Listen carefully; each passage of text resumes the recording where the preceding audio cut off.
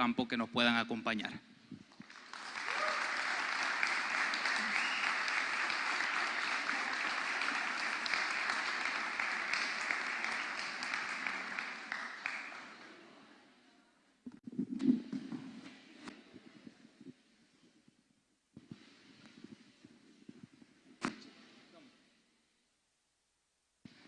Bienvenidos Josué y Roberto, gracias. Bien, para inaugurar entonces el evento tendremos las palabras de bienvenida de Andreu Oliva, rector de la UCA.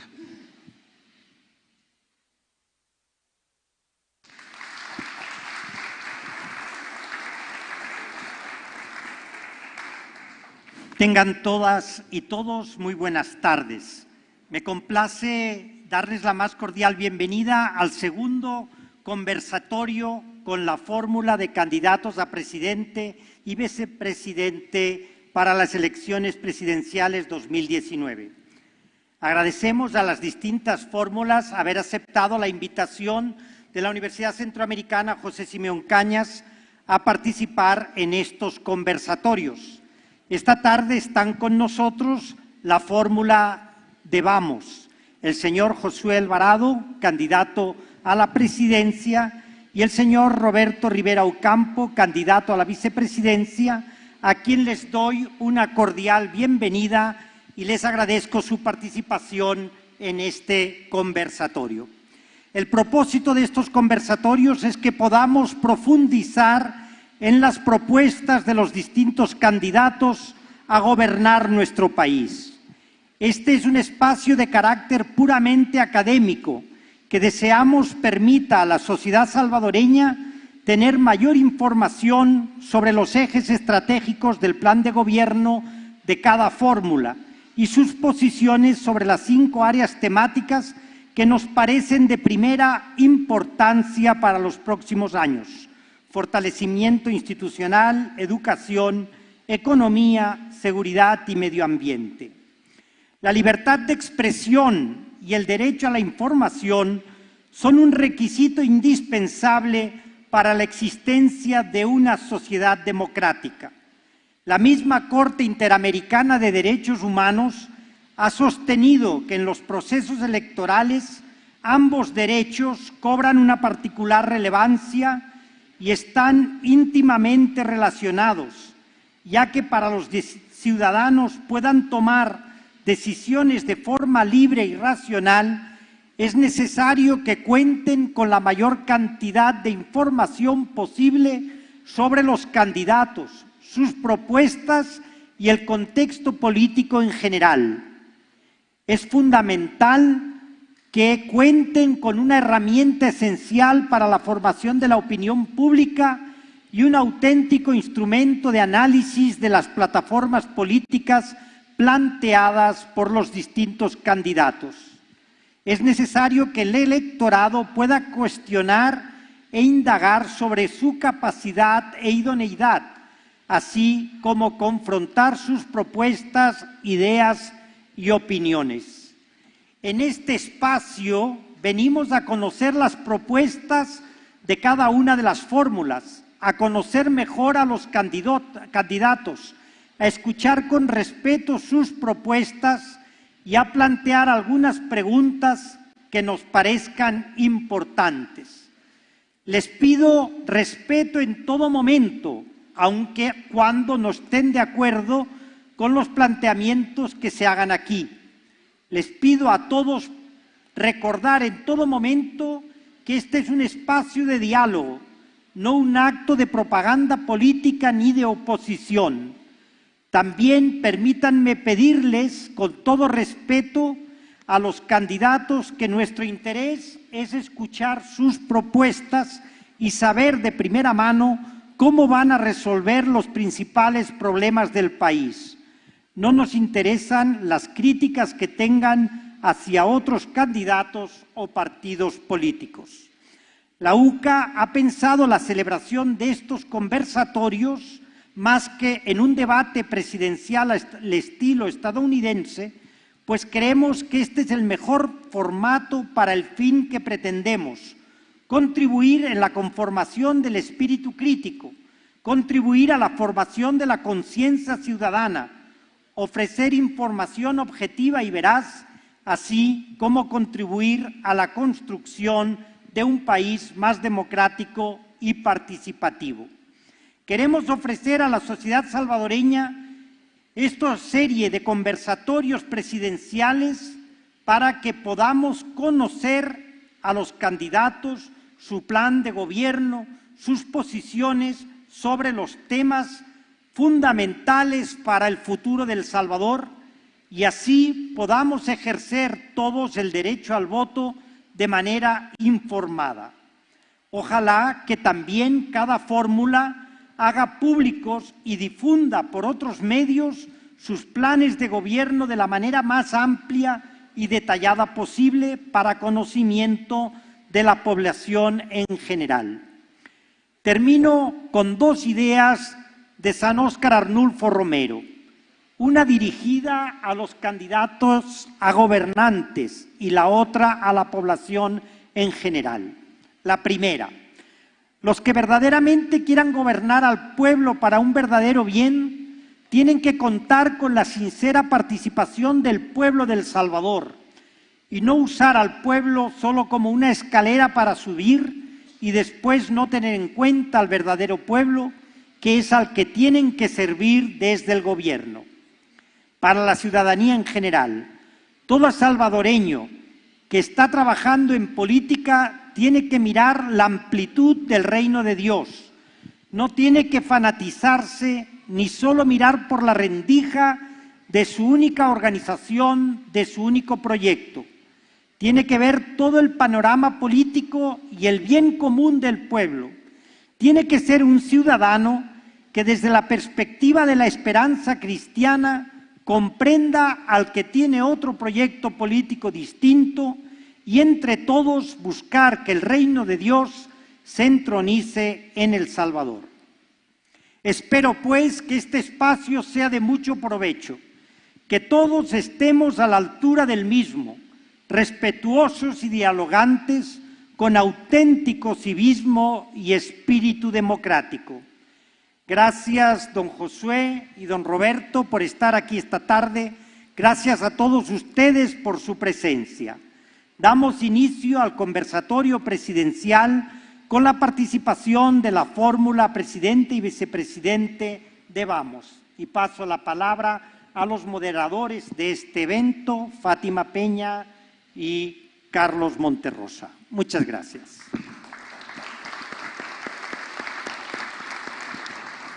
Los conversatorios presidenciales de la UCA son eventos estrictamente académicos y estarán divididos en varios momentos.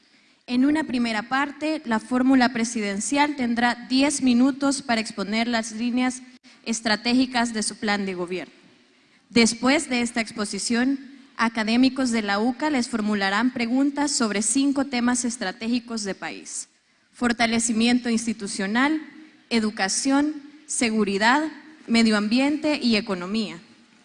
Este diálogo tendrá una duración total de 50 minutos. Finalmente, los moderadores leeremos parte de las preguntas que el público ha formulado en las boletas que se les han entregado en la entrada del auditorio. Pueden entregar sus preguntas a los edecanes que se encuentran en los laterales. Antes de dar la palabra a los candidatos, pedimos a todos acatar las siguientes disposiciones. No se permitirá que alguien del público interrumpa a los miembros de la fórmula presidencial o a los panelistas. No se permitirá ninguna expresión proselitista, incluyendo desplegar banners, afiches o banderas partidarias. Les pedimos no hacer bullas o abucheos en el desarrollo del foro. Es una actividad académica y por lo tanto se les pide el máximo respeto a candidatos, panelistas y moderadores. Les pedimos poner su celular en modo vibrador o en silencio para no afectar el desarrollo del conversatorio. Gracias, Fátima. En este caso haré la presentación de los candidatos de la fórmula de Vamos. La biografía de Josué Alvarado, candidato a la presidencia de la República. Empresario y agrónomo, radicado en los Estados Unidos por más de 30 años. Fundador del partido Vamos. Fue candidato a diputado por el PDC en las elecciones del año 2015. La biografía de Roberto Rivera Ocampo, candidato a la vicepresidencia de la República por Vamos. Licenciado en Lenguas Extranjeras, también es máster en Relaciones Internacionales con especialización en Cooperación Internacional y posgrado en Gestión Pública Local. Rivera Ocampo ha participado en diferentes organizaciones sociales que trabajan en el desarrollo local, el fortalecimiento institucional, la transparencia y el combate a la corrupción. De igual forma, también les presentaremos a los panelistas que nos acompañarán en este conversatorio. Álvaro Artiga, catedrático del doctorado y la maestría en Ciencias Sociales.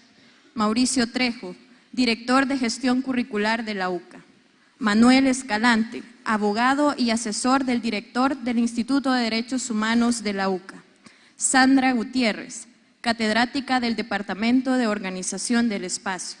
Zaira Barrera, catedrática del Departamento de Economía. Ahora hacemos la transición para que la fórmula de Vamos nos exponga las líneas estratégicas de su plan de gobierno. Esta etapa está dividida en 10 minutos, 5 minutos para Josué Alvarado y luego 5 minutos para Roberto Rivera Ocampo. Empezamos con los 5 minutos de Josué Alvarado. Muy buenas tardes. Gracias por la oportunidad de poder estar acá y compartir y dejar conocer. En primer lugar, como lo decía, estamos dentro de esta actividad y llegamos a esta actividad como personas cansadas quizás, como muchos salvadoreños, y dimos el comienzo para esta actividad que estamos haciendo. Sabemos que hay una necesidad en la población salvadoreña y la actividad que estamos haciendo para muchos quizás es una locura, lo hemos dicho, ya nos han llamado locos, pero yo creo que si 30 años atrás hubieran aparecido un par de locos, la historia que tiene el país fuera diferente. Nosotros, a medida que hemos caminado a nivel de todo el país, escuchando a nuestros hermanos salvadoreños quizás más desprotegidos, ellos han estado manifestándonos cuáles son las urgencias y las necesidades más fuertes que ellos están teniendo. Dentro de ello nos han hablado pues la parte que es de la inseguridad, que es una de las cosas que nos golpea y nos golpea en diferentes áreas para los salvadoreños, todos los que en este momento en una forma directa han sufrido y están padeciendo el caso de la violencia, que también incide este fenómeno de la inseguridad en el término de la deserción escolar, que anda por el 44% sobre esa parte tan importante que es la educación con nuestros niños y nuestros jóvenes. Aparte de eso, hemos tomado con una prioridad la problemática de la inseguridad. Y en esta parte yo quiero ser bien claro en decirles, lo hemos tomado con una seriedad que debía de haberse tomado muchos años atrás. Yo sé que todos los gobiernos que han pasado han abordado este tema con puntos quizás politizándolo y sacando provecho del término de la inseguridad. Pero para Vamos y para nosotros como fórmula tiene una prioridad el hecho de que nuestros hermanos mismos se están desangrando. Y eso, ¿por qué le digo que vamos a tomarlo con prioridad? Porque ese fenómeno nos está golpeando en la parte económica, ya poca inversión en nuestro país, y hay muchas áreas que también afectan este fenómeno de la inseguridad. En la parte, cuando le digo de la seguridad, ya tenemos, en lo personal tengo experiencia, ya son 9 años que hemos estado trabajando en una asociación que se llama Trabajemos por la Paz, donde hemos estado rehabilitando a jóvenes expuestos a violencia y hemos tenido resultados exitosos, los cuales son 650 jóvenes que se han rehabilitado. Y en esa área también de la inseguridad hemos estado trabajando con la experiencia adquirida ya en prevención de violencia en las escuelas con niños de primer grado a 9º grado. Y en esta parte quiero decirle ya lo que hemos podido percibir de lo que estamos haciendo. El equipo de trabajo que está día a día en las escuelas. Cuando llegamos en esto hace 4 años con este proyecto de prevención, nos dimos cuenta y preguntamos a los niños qué querían ser cuando fueran un adulto ¿Y cuál es su sueño? Lamentablemente y triste para mí y para todos los que somos parte de Trabajemos por la Paz, los niños nos decían, nos daban toda la jerarquía de las pandillas y de las maras, y para nosotros fue sorprendente. Pero quiero decirles como buena noticia que después de 4 años que hemos estado trabajando en esta área, las respuestas de los mismos niños de 9, 10 años de tercer grado, las respuestas son positivas. Todos nos dicen, yo quiero ser piloto, quiero ser ingeniero, y totalmente se les cambió el chip que ellos manejaban. Y es por eso que creemos que apostarle a la inseguridad, a resolver el problema de la inseguridad, es básico para nosotros. También estamos en el caso de la problemática que tenemos en el campo. En el campo hay muchos de nuestros hermanos salvadoreños que tienen, por la violencia, salieron a los urbas, digamos a la ciudad, pero le estamos apostando a hacer que muchos se sientan orgullosos en el campo para producir alimentos para toda la población posible. Y en esa parte le hemos llamado del campo a su mesa. Estamos haciéndolo y tenemos buena respuesta de nuestros hermanos salvadoreños en diferentes lugares. Gracias, Josué, muy amable. 5 minutos para Roberto Rivera. Sí, me voy a permitir pararme. Bueno, en primer lugar, agradecer a la UCA por esta invitación. De verdad que es un placer volver a la UCA. Saben que yo he estado trabajando aquí durante algún tiempo. Yo les voy a contar algo así bien breve de cómo llego yo a Vamos, porque ese es el espíritu de este partido. Yo llego porque durante mucho tiempo estuve sentado ahí donde están ustedes.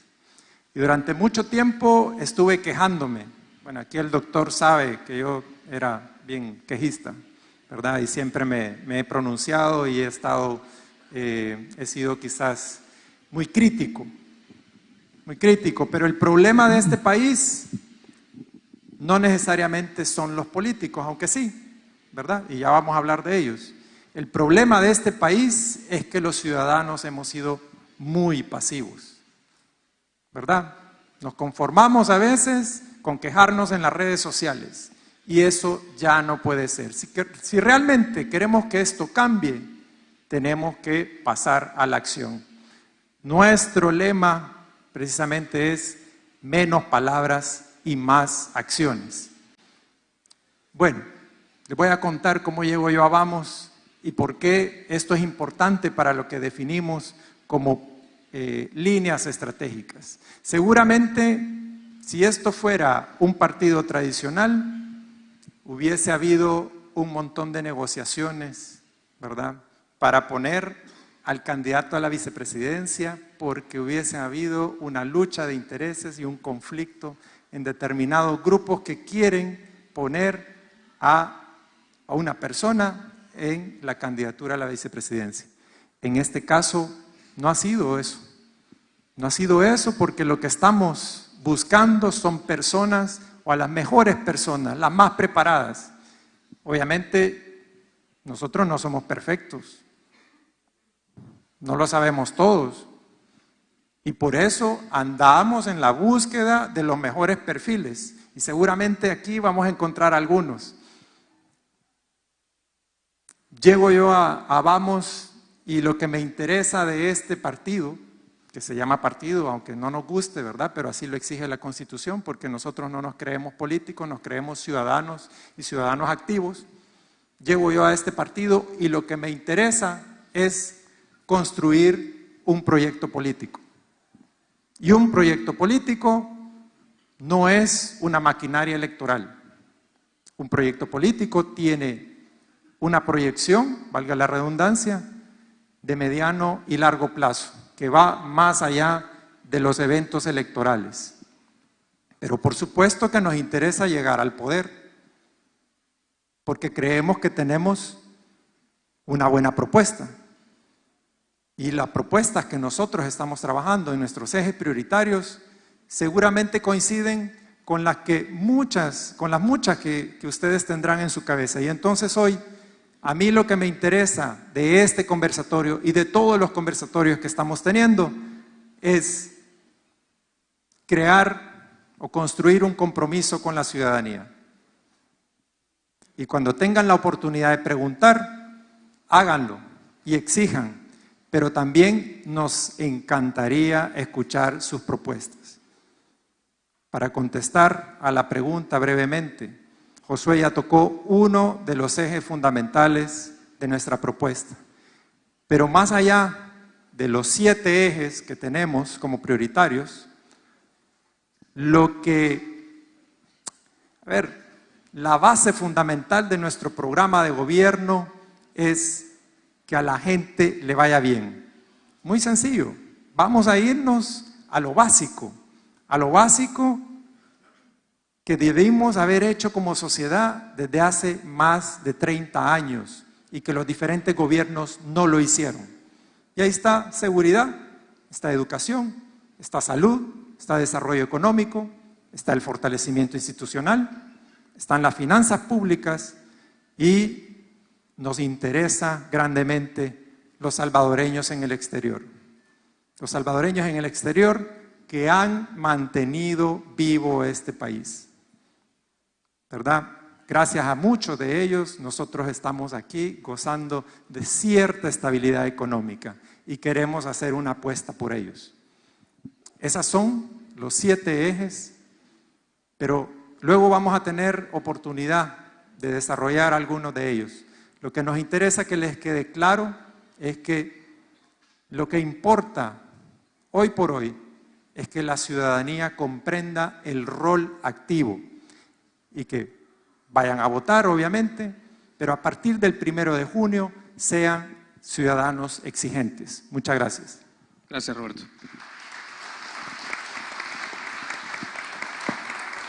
En este momento damos la palabra a nuestros académicos para que conversen con la fórmula presidencial de Vamos. Recordamos que a partir de este momento comienzan los 50 minutos que tienen los panelistas para realizar sus preguntas y comentarios a la fórmula de Vamos. Bien, iniciamos entonces con el eje de fortalecimiento institucional, a cargo de Álvaro Artiga, doctor en Ciencia Política y de la Administración por la Universidad de Salamanca, España. También tiene una maestría en Teología y otra en Ciencias Sociales. Actualmente se desempeña como profesor e investigador del Departamento de Sociología y Ciencias Políticas. 10 minutos. Bien, me gustaría comenzar por un tema que puede ser muy familiar para el candidato a la vicepresidencia, pero supongo que por la comunicación que tienen con el candidato a la presidencia, los dos deben saber de este tema. Y como se trata de fortalecer las instituciones, la transparencia fue un tema y una bandera, Roberto, que usted ahí estuvo trabajando durante muchos años. Entonces, a nivel así, digamos, de símbolo de lo que podría ser su gestión, la gestión de ambos, ¿verdad? Lo puede contestar cualquiera de los dos. ¿Cuál sería lo primero que harían en materia de transparencia a partir del 1 de junio del próximo año? Sí. En primer lugar, yo quiero decirle a todos ustedes que si yo hago preguntas ahora mismo, quizás muchos me dijeran o me dieran respuestas de las que ya todos los salvadoreños sabemos, de cómo es la situación que vive El Salvador con respecto a los gobiernos. Definitivamente nos damos cuenta nosotros que nuestros gobiernos no han sido eficientes, no han sido eficaces a responder a las necesidades de una población que en un momento determinado creyeron, y yo quiero mencionar en esta oportunidad, hemos tenido 2 espacios de gobiernos donde todos prometieron cambiarle la vida o hacer un cambio dentro del país. Pero eso no ha sido realidad. Si no, podemos ver lo triste y lamentable, esas caravanas que están saliendo de este país y que no han parado de salir de 30 años atrás, una continuidad de talentos, de jóvenes que han salido del país. Pero, ¿qué importancia para nosotros como gobierno tiene el volvernos eficientes y eficaces y dar respuesta y resultado a todos aquellos salvadoreños que por hoy se sienten abandonados? Que se nos parte el corazón cuando encontramos y llegamos a determinados lugares y nos dicen: yo estoy en esta situación, no tengo ni qué comer, y tengo esta situación de salud, pero para nosotros nos motiva cada día más seguir en esto. Pero la parte esencial e importante que yo juzgo, y voy a decirlo, no solo a los gobiernos últimos que hemos tenido, sino que a los gobiernos de los 30 años que han habido. Porque una de las cosas que tienen deuda con la población salvadoreña, toda la clase política de nuestro país, es que no permitieron fortalecer las instituciones para que sean las instituciones que velaran por el cuidado y buscar sacar eficiencia de los gobiernos y que hubiera eficacia en el gobierno.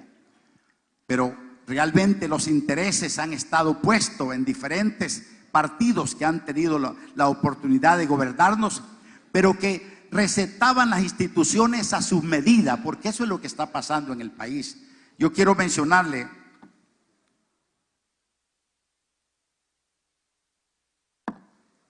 que lamentablemente la población salvadoreña demanda o pide que algo pase en el país. Pero lo estamos viendo que en el pasado lo hicieron y en el presente lo han hecho, fortalecer las instituciones solamente a nivel partidario para que cuiden los intereses de los mismos políticos y de los mismos partidos. Eso, quiero decirles a ustedes, tiene que empezar a cambiar. La situación del país y de los salvadoreños no aguanta seguir en esta condición. Usted sabe ahora mismo, llevamos más de 100 y pico de días sin que se hayan electo magistrados de la Corte Suprema de Justicia. Y quizás usted está claro que no es razón de que no han averiguado todo su pasado o su vida o su currículum de cómo haya sido, si ha sido juez o lo que sea. No es eso, porque hoy la tecnología nos da a conocer, pronto podemos nosotros sacar información de cada persona que queramos elegir. ¿O será acaso que realmente la situación es que no se ponen de acuerdo porque tienen que haber de cada partido protector de aquellos que en este momento quizás estuvieran presos si tuviéramos sala de lo constitucional? Don Josué, perdón, para redondear un poco la pregunta, porque el hecho sobre el gesto en términos de transparencia que harían una vez el 1 de junio, que uno puede decir, hombre, este nuevo gobernante sí que son diferentes a los anteriores, porque a partir de ahora están haciendo estas cosas. Entonces, un poco, a ver si también con esta ayuda para... Yo quiero cerrar y le voy a dejar a Roberto, porque ya que en esa parte tiene también mucho material y me quedan unos minutitos. Yo solo quiero decirle definitivamente, como gobierno, desde el primer día, el compromiso que tenemos con los elementos que van a ser servidores públicos, que en primer lugar serán probos, serán íntegros y de principio y valores para no terminar siendo más de lo mismo. Gracias. Voy a dejar a Roberto.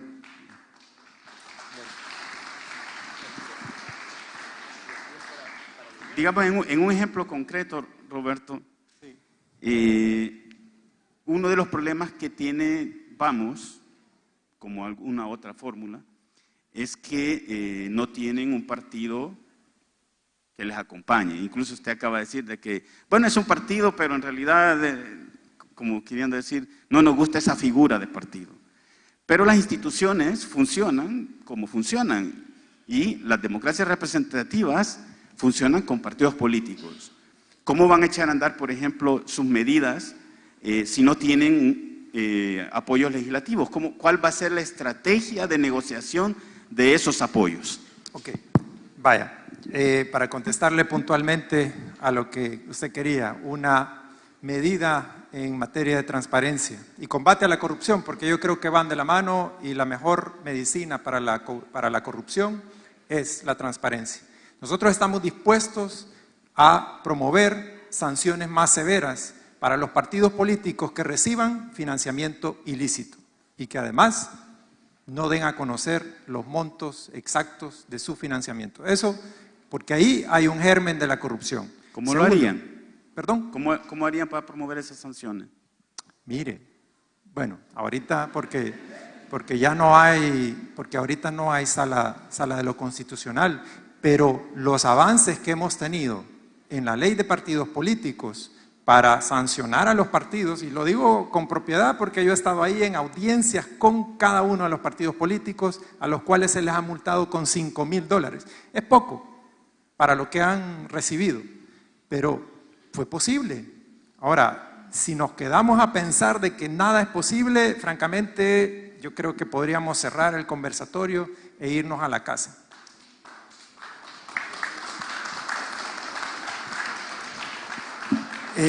Usted preguntaba de cómo vamos a negociar los acuerdos. Los apoyos legislativos. Los apoyos legislativos. A ver, nosotros estamos dispuestos, y lo dije al inicio, nosotros cada cosa que hagamos va a ser buscando el beneficio de la gente. Los políticos dicen eso. Nosotros, lo que tenemos, la experiencia de vida y de trabajo que tenemos nosotros ha sido eso. Y estamos dispuestos a tocar intereses que ningún partido político puede tocar, porque no tenemos el financiamiento que nos apriete, y estamos dispuestos a, por ejemplo, abrir los cielos. Esta es una reforma que le interesa a los hermanos salvadoreños en el exterior y a nosotros también, ¿verdad? Estamos dispuestos también a quitar algunos privilegios que tienen determinados sectores. Y perdón que lo mire a usted, pero voy a voltearme también al público. Estamos dispuestos a eliminar determinados privilegios y hasta ciertas exenciones fiscales, ¿verdad? Entonces, muchos, y aquí seguramente nos van a decir, hey, nosotros queremos que se haga esto y lo otro. Bueno, si nosotros que somos los más, ¿verdad?, los ciudadanos interesados en el desarrollo de este país, cuando venga una reforma, por ejemplo, para que tengamos un sistema de transporte público decente, no nos levantamos, entonces va a ser, digamos, este país ya no tendría remedio. Aquí es donde yo y Josué y yo, vamos a conseguir el apoyo que necesitamos, y estoy seguro que vamos a doblarle el brazo a cualquier diputado que no quiera hacer esa reforma. Gracias. A continuación, seguimos con el eje de educación a cargo de Mauricio Trejo, quien es educador, licenciado en psicología y con maestría en política educativa. Ambos títulos de la Universidad Centroamericana José Simeón Cañas. Mauricio también tiene experiencia en diseño de currículo en educación superior. Además, tiene experiencia en procesos de evaluación educativa e institucional y en formación de docentes para todos los niveles educativos. Actualmente es director de gestión curricular de la UCA. Adelante, Mauricio. Antes de darle la pauta a Mauricio, solo un aspecto, pedirles un poco el favor a Josué, a Roberto, en este espacio pueden mantenerse por efecto de las tomas, porque esto se está transmitiendo en este momento por Facebook Live, y cuando se levantan para las tomas y la gente que nos está sintonizando en línea les pueda ver mejor y pueda escucharles de mejor manera. Es solo una invitación muy cordial. Muy gracias. Mauricio, perdón. Gracias, Carlos. Buenas noches Josué y Roberto, y a quienes nos sintonizan por cualquiera de los medios. Yo voy a apelar al eje de ustedes, a su lema. Vamos a hablar de acciones, ¿verdad? Esa es la idea, tratar de ver realmente cuáles son las pautas de acción o las medidas que ustedes ya han visualizado, porque estamos, en todo caso, si ustedes ganan la elección del 3 de febrero, estaremos a 8 meses de tomar posesión. No podemos estar pensando en que a partir del 3 de febrero van a diseñar un plan de gobierno, ¿verdad? Entonces el plan de gobierno ya tiene medidas exactas. Entonces yo quisiera centrarnos en eso y para no rellenar de muchas ideas la participación. Bueno, estuve buscando la información del partido sobre educación y con lo que me he encontrado es con declaraciones que ustedes han hecho respecto a educación, ¿sí?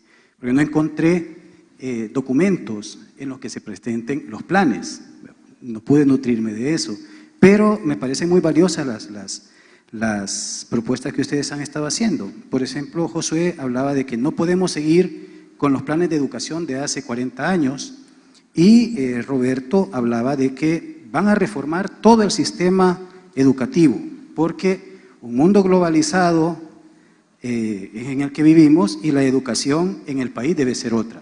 Aquí están las fechas en las que ustedes dijeron eso. Lo saqué esto de Twitter. Bueno, mi pregunta es, partiendo de que ya hubo una reforma educativa en el 95, o sea que los planes no son de hace 40 años, incluso hubo una reforma en 2008, antes de que comenzara el gobierno, ¿verdad? ¿Qué prioridades tienen ustedes para hacer esta reforma? ¿Cuáles son los puntos específicos en los cuales ustedes van a hacer reforma de todo el sistema educativo en 5 años? ¿Cómo han planificado hacerla? Y además, quisiera saber si cuentan con datos que sustenten esas decisiones, ¿verdad? Eso es lo que yo quisiera conocer. Bueno, me voy a quedar sentado. Bueno, a ver, quizás si hubo una reforma del 95, no sé qué pasó en los colegios donde yo he puesto a mis hijos, porque siguen llegando con las mismas tareas que yo hacía cuando estaba pequeño. Pero digamos que ese es un detalle. Lo que estamos viendo es que quizá la inversión en materia educativa ha estado mal orientada en el sentido siguiente. No ha estado pensada para que la gente, todos nosotros que pasamos por un sistema educativo salvadoreño, pueda desenvolverse posteriormente, ¿verdad?, de la mejor manera. Le voy a poner un ejemplo que me parece que ahí le voy a mencionar acciones concretas. Educación inicial. Si bien ha habido algunos esfuerzos, quizás en los últimos años, con más, que se ha notado más, sin embargo, todavía es muy poca la población que tiene acceso a la educación inicial. Y ahí todos sabemos, y hoy sale hasta en los envoltorios de la leche en polvo, donde dice que de 0 a 6 años es cuando se desarrolla el 85% del cerebro. ¿Qué hicimos mal como país? No invertir en estas edades, ¿verdad?, para poder tener niños mejor preparados que asumen su escolaridad y luego jóvenes que pasan a una educación superior con unas habilidades y desarrollando otros talentos. Entonces, volviendo al punto de la educación inicial, nosotros tenemos ahí 2 programas concretos. Uno que va de 0 a 3 años, que se llama En Buenas Manos, ¿verdad? Que básicamente lo que quiere es que todas aquellas familias con hijos en esas edades puedan tener una infraestructura, puedan tener personal especializado, de parte del Estado estoy hablando, capaz de recibir a sus niños y dejarlos con total tranquilidad, porque saben que ese personal y esa infraestructura va a cuidar de ellos para poder empezar a desarrollar esos talentos. Eso ya se está desarrollando. Sí, pero lo vamos a profundizar, ¿verdad? Y lo vamos a hacer bien, porque hasta ahorita lo que hay es tan mínimo que no llega a toda la población. Y queremos que todo salvadoreño que nace aquí tenga acceso a eso. Bueno, yo no lo tuve y ni modo, ¿verdad? Quizás por eso a veces. Pero luego de 3 a 5 años, de ahí es otro tipo de atención que le tenemos que dar, y ahí nuestro programa se llama Mis Primeros Pasos.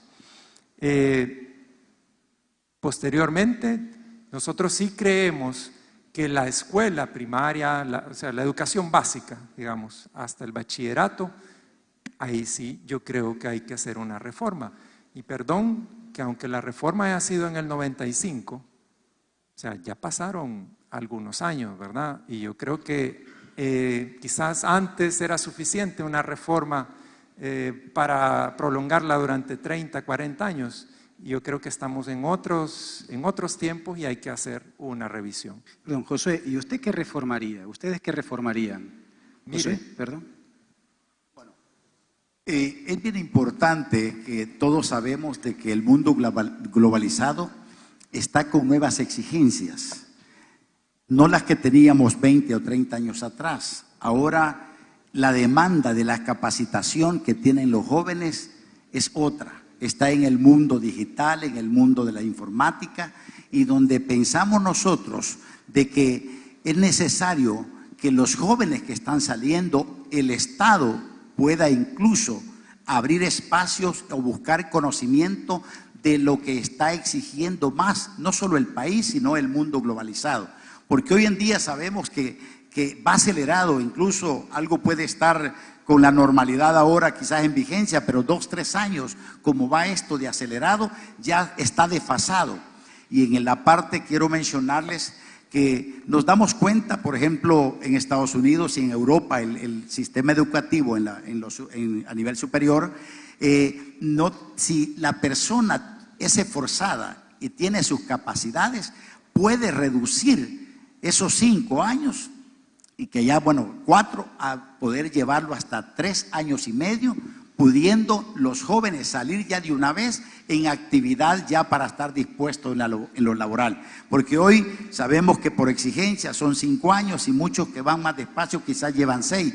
Cuando ya salen a dar su servicio o algo, prácticamente ya quedan desfasados. Pero eso es en educación superior y en educación básica, que es tan importante también como la inicial, porque ya nos queda menos de 2 minutos.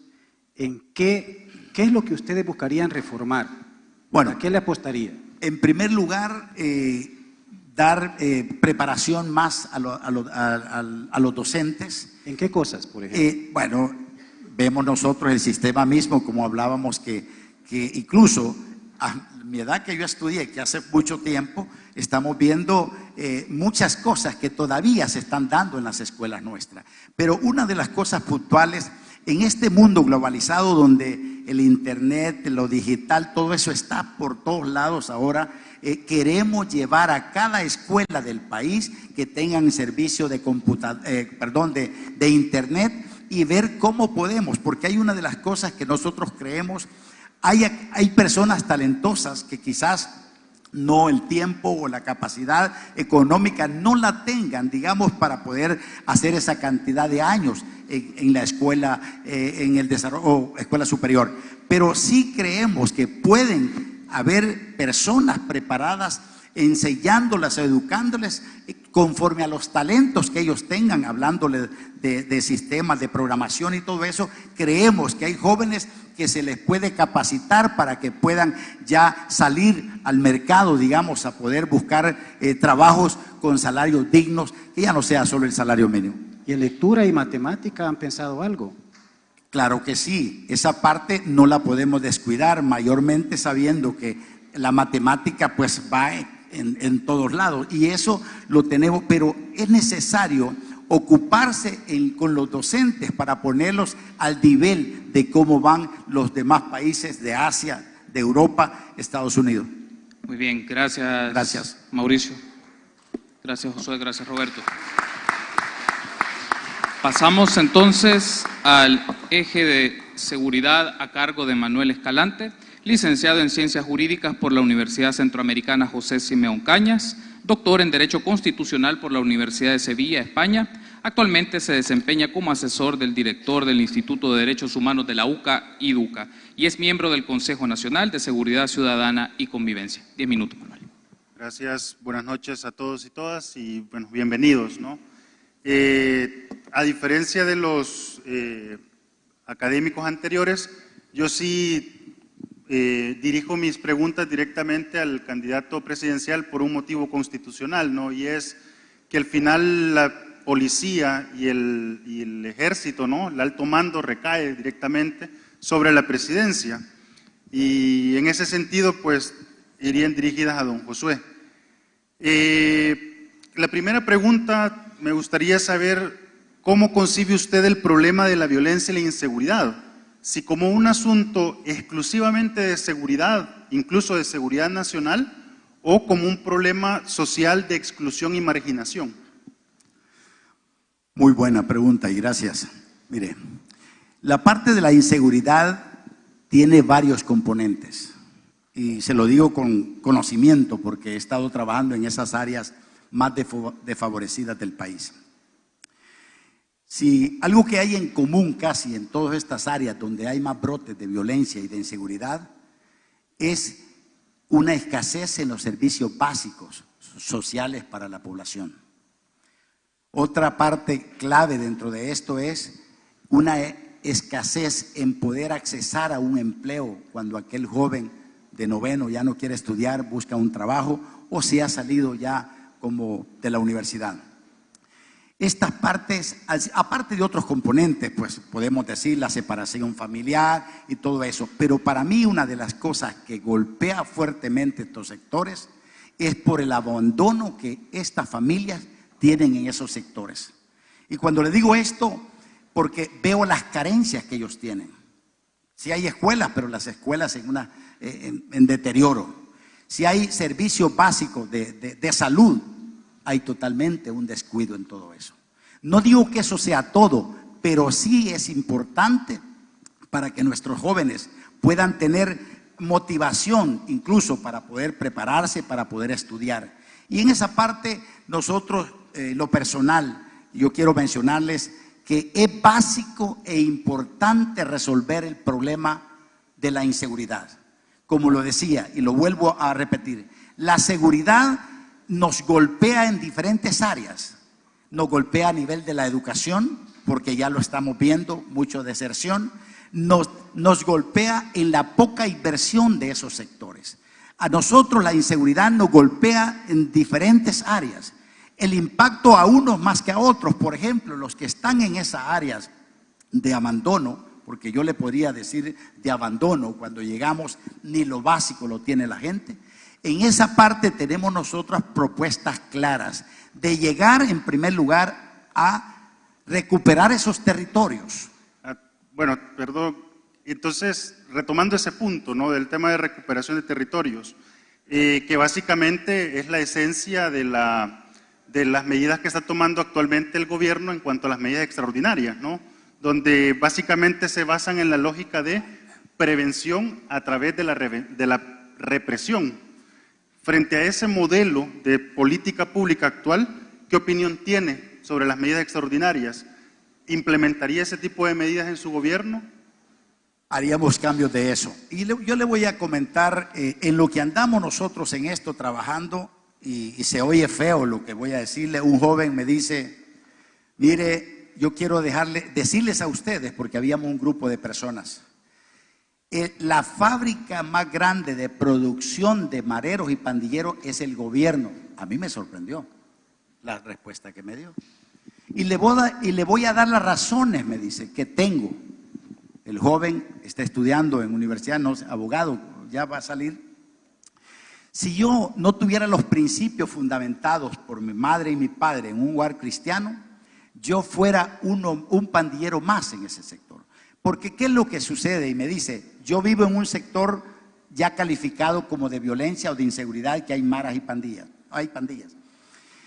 A mí me tomaron una vez por vivir en ese sector, me hicieron un caso y me llevaron preso.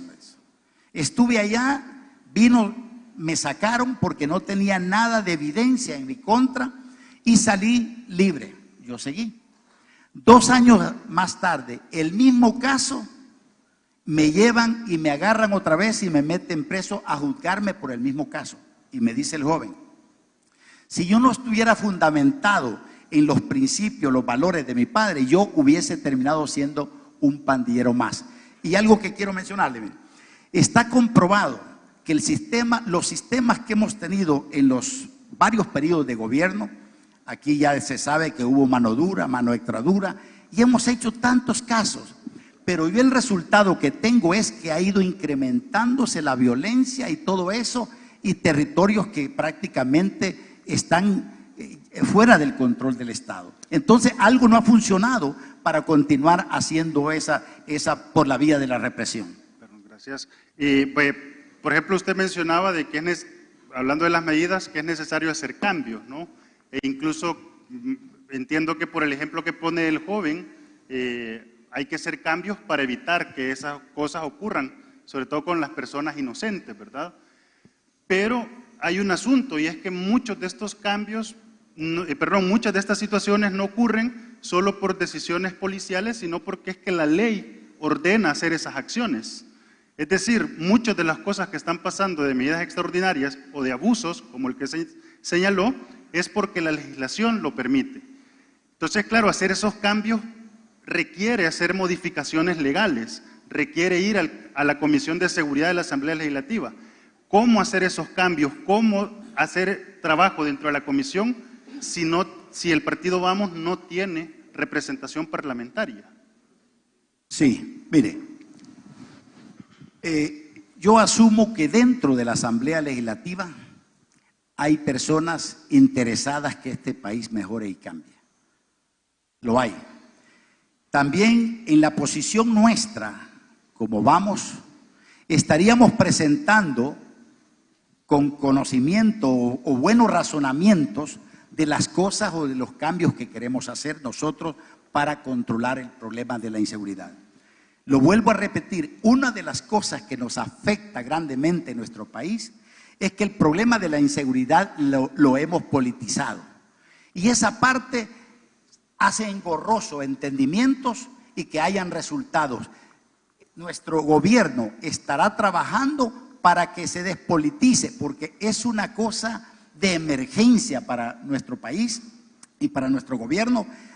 Son vidas las que se pierden por la violencia. Entonces queremos nosotros trabajar en esa línea y poder hacer ese diálogo con los diputados y hacer la conciencia, porque estarán bien fundamentadas la base que vamos a tener para esos giros, esos cambios que vamos a hacer para terminar con el flagelo que nos golpea y que nos tiene en la condición que estamos. Quizás la última pregunta, no por razón del tiempo.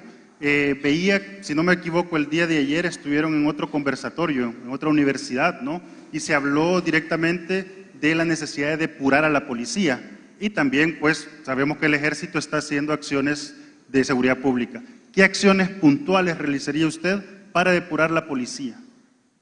Mire, lamentablemente nosotros, desde los acuerdos de paz, se formó la Policía Nacional Civil.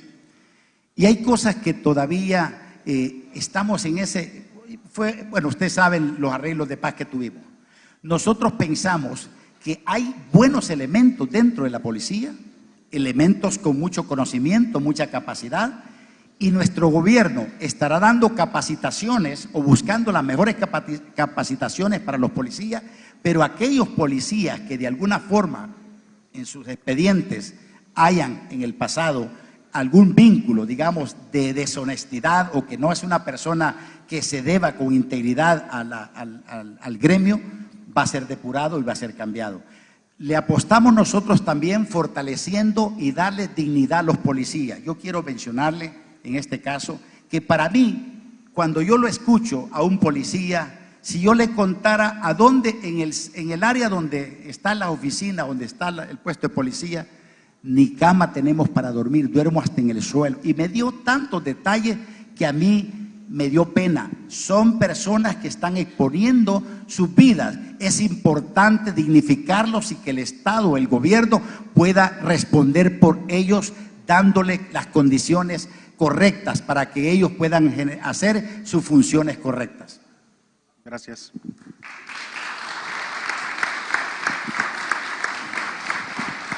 Bien, continuamos con el eje de medio ambiente, quien estará a cargo de Sandra Gutiérrez, quien es graduada como arquitecta de la UCA. También posee una maestría en diseño urbano por la Universidad Tecnológica de Delft. Además, es graduada del programa especial en estudios urbanos y regionales del Instituto Tecnológico de Massachusetts. También estudió políticas públicas en la Kennedy School of Governance en la Universidad de Harvard. Y entre 2016 y 2017, Sandra fungió como coordinadora de la Unidad Gestora del Recurso Hídrico en el Ministerio de Medio Ambiente y Recursos Naturales. Adelante, Sandra. Muchas gracias a todos y todas las que nos acompañan esta noche, a mis colegas y evidentemente a Josué y a Roberto. Yo quisiera comenzar con ustedes dicen, ¿no? Menos palabras y más acciones, ese es el lema, ¿no? Ok, menos palabras y más acciones hablando de seguridad pública desde el tema medioambiental. Para empezar, he estado intentando encontrar cuáles son las líneas medioambientales fuertes de ustedes. No las he encontrado, pero entonces démosle vuelta. Hablemos desde el eje de seguridad pública, porque parece que medio ambiente no es importante.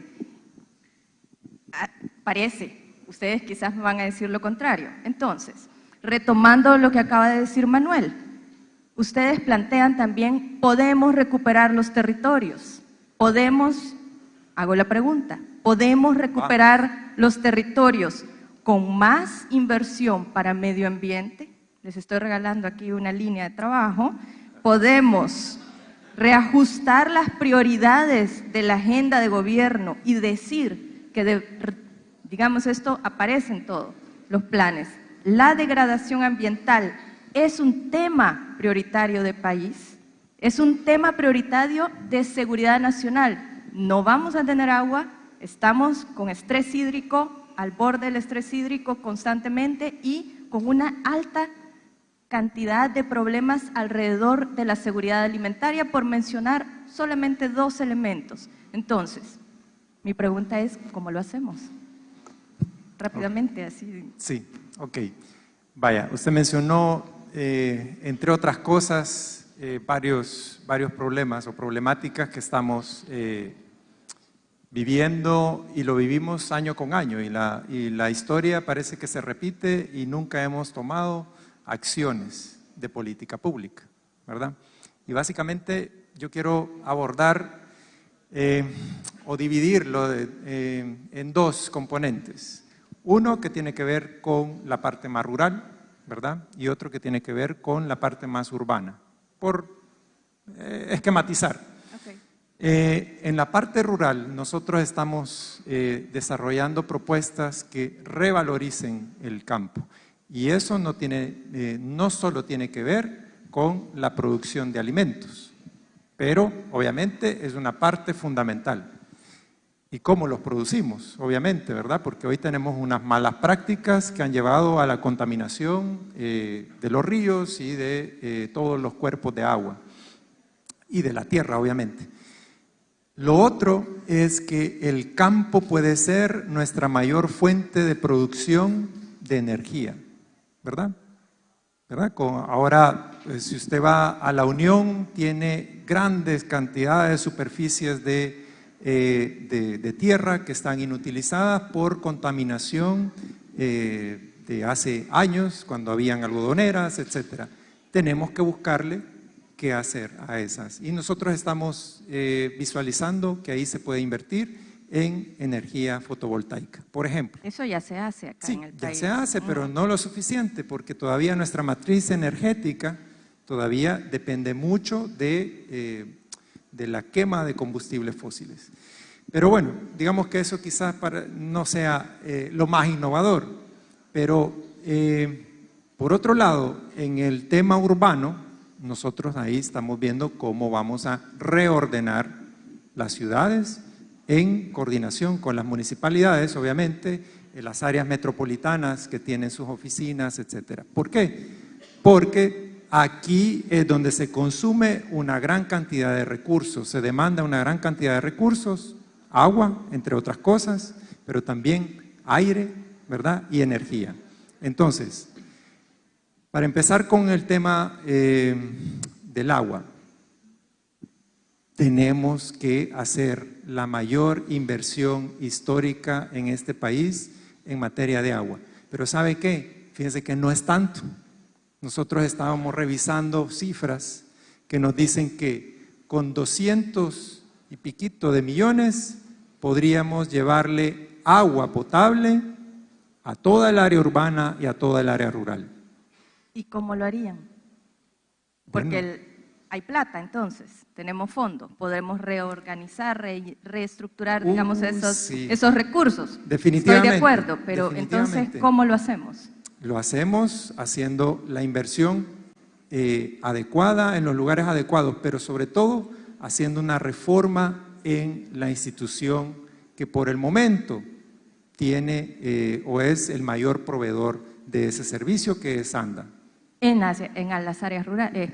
En las áreas urbanas. Y en las áreas rurales, donde hay comités de agua o juntas de agua, también tenemos que llevar esa reforma. Lo que no Pero puede eso ya ser, está establecido dentro del Plan Nacional de Gestión Integral de Recursos Hídricos, José. ¿y por qué no se hace?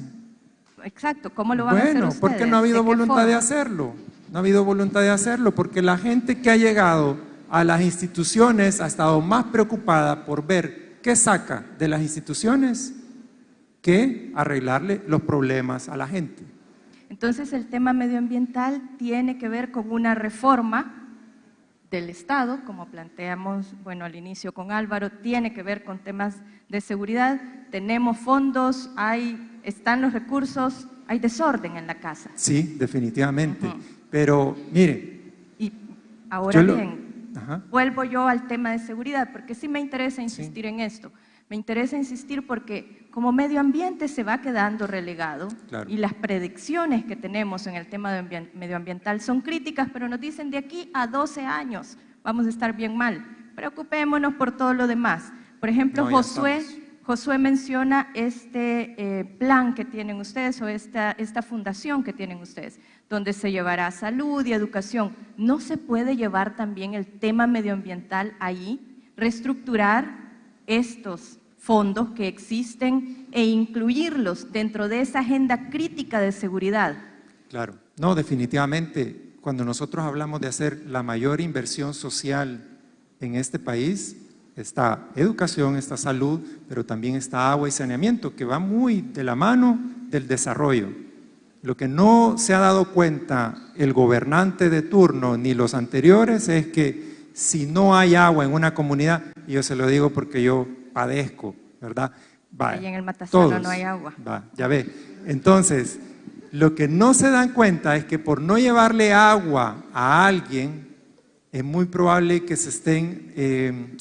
que la gente se esté enfermando porque se ve obligada a acumular agua en barriles. Bueno, pero también entonces decimos, perdón que lo interrumpa, pero decimos, hay recursos, hay que reorientarlos, ¿sí? Podemos volver al tema de seguridad, también un tema medioambiental es un tema de seguridad, pero no tenemos ley de agua. Y yo insisto con la ley de agua porque eso es otra vez, hablamos, pero no tenemos toda la normativa ya aprobada para poder hacer efectivas estas acciones. Mire, no sé qué pensará Josué ahí.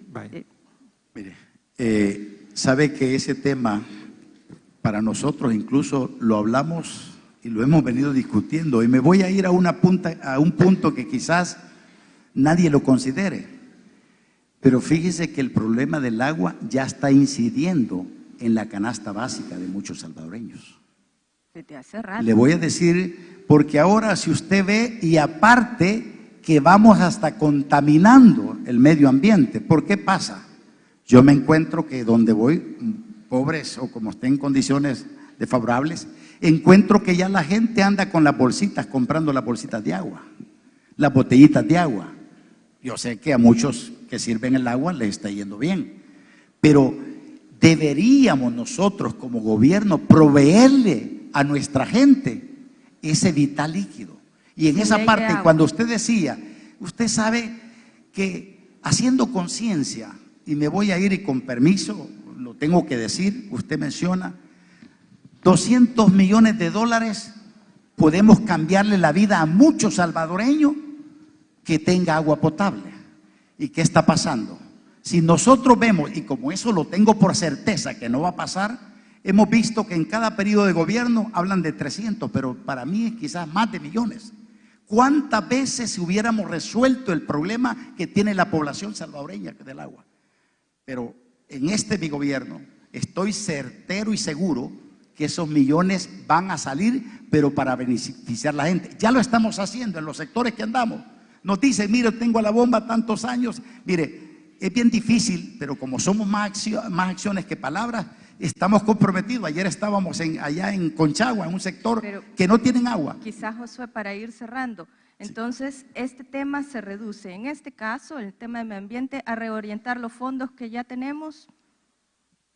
El tiempo se ha agotado. Terminamos. Gracias, Sandra, Gracias. muy amable. Gracias, Josué, gracias, Roberto.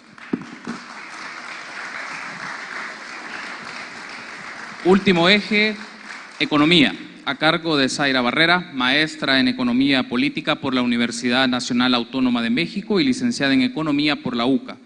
Fue distinguida como economista investigadora en 2017 por el Colegio de Profesionales en Ciencias Económicas del Salvador, Colproce. Actualmente se desempeña como docente e investigadora del Departamento de Economía de la UCA. 10 minutos, Zaira. Buenas noches a los candidatos y buenas noches a las personas que nos acompañan, también a mis compañeros y compañeras en el panel. Yo quiero señalar, para empezar en el tema económico, que hay apuestas económicas que no se podrán controlar ni completa ni directamente desde el cargo al que ustedes aspiran, y creo que así lo declaró Roberto cuando afirmaba que su trabajo no es prometer cierta cantidad de empleos, sino generar facilidades. Bueno, entonces, eso nos indica que hay apuestas económicas que habrá que dejar en manos de otros desde donde entiendo, ¿sí? Desde el punto de vista de los privados, ¿vea? Se pueden poner los incentivos y los privados al final invierten. Eso quizá directamente no se puede controlar desde el cargo al que aspiran ustedes, pero hay otras cosas que sí, y en esa quisiera yo que centráramos la atención, y esas cosas tienen que ver directamente con la política económica y específicamente la política fiscal. Entonces, en declaraciones que ha dado Josué en una entrevista que le hicieron el pasado julio, yo me tomé la libertad de puntualizar algunas apuestas, además retomo las que ya señalaron ustedes, para que luego les planteo la pregunta. Las apuestas que usted señalaba era, por ejemplo, como ya lo han dicho, invertir en educación, en el caso de seguridad, para combate a la inseguridad, en el tema del campo que mencionaba, también menciona apoyo a familias que no pueden por sí mismas promover a sus hijos e hijas y a familias que sufren las consecuencias del cambio climático, también usted lo menciona. Además habla de servicios públicos de calidad y en suficiencia.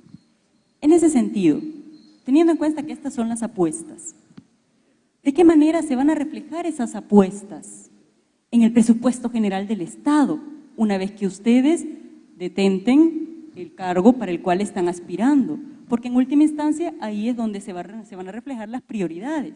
Entonces, ¿cómo ustedes visualizan ese presupuesto general del Estado, sobre todo por el lado de la asignación del gasto público, para cumplir con estas apuestas económicas que están más al alcance del cargo al que aspiran? Bueno, sé que todo lo que se habla para hacer de un gobierno no puede estar desvinculado, no se desvincula de los recursos que son necesarios.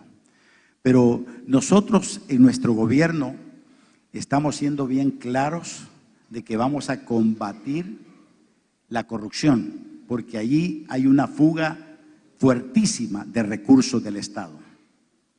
Aparte de esto, en lo social, porque todo el trabajo que vamos a hacer, hablando anteriormente en el caso de la seguridad, va a repercutir en que haya inversión en el país. En primer lugar, generaremos seguridad jurídica para que todo aquel inversionista que quiera venir, tanto de los nacionales que están afuera o como internacionales, serán bienvenidos.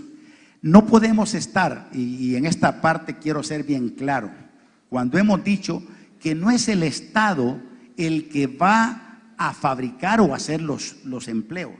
El Estado, la función que tiene es trabajando en mejorar la seguridad, en mejorar la adecuación para que estos elementos que salgan ya puedan ser aptos para cualquier empresa que pueda venirnos y pueda dar un salario de calidad, no el mínimo. Entonces, esta parte es de suma importancia porque mayormente le estamos apostando en los territorios que por ahora tienen abandono y quizás cero inversión de algún tipo de empleo bien remunerado, lo que son las áreas que están fuertes de aquí de San Salvador y sectores que la violencia es fuerte.